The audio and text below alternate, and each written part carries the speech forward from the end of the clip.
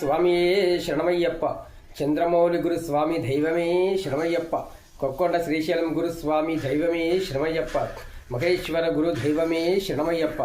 అయ్యప్ప స్వామి దీక్ష స్వీకరించిన భక్తులు ఏ రంగు దుస్తులు ధరించాలనేటువంటి సందేహం చాలామందికి ఉంది. అయ్యప్ప స్వామి దీక్షలో కేవలం నలుపు వస్త్రాలను మాత్రమే ధరించాలనేటువంటి నియమ నిబంధన ఉంది. శ్రీ శాస్తా వారు శనీశ్వరునికి వరం ఇచ్చారు.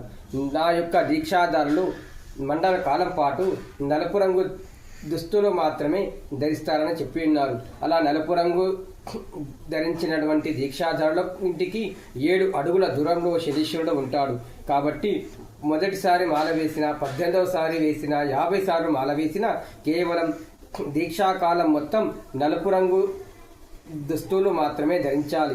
మిగతా ఏ రంగు దుస్తులు కూడా ధరించడానికి వీలులేదు.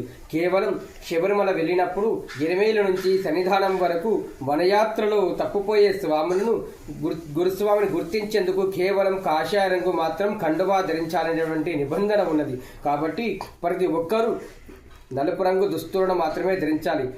స్వామి, మా ఇంట్లో మేము పూజ చేస్తున్నాము, మేము ప్రత్యేక సందర్భాల్లో ఇతర లుంగీలు కానీ కండువాలు ధరిస్తామంటే అలా కుదరదు. పూజ చేసిన ఏ మెడలో మాల ఉన్నన్ని రోజులు నలుపు రంగు దుస్తులను మాత్రమే ధరించాలని గురుస్వాములందరికీ మనవి చేసుకుంటున్నాను.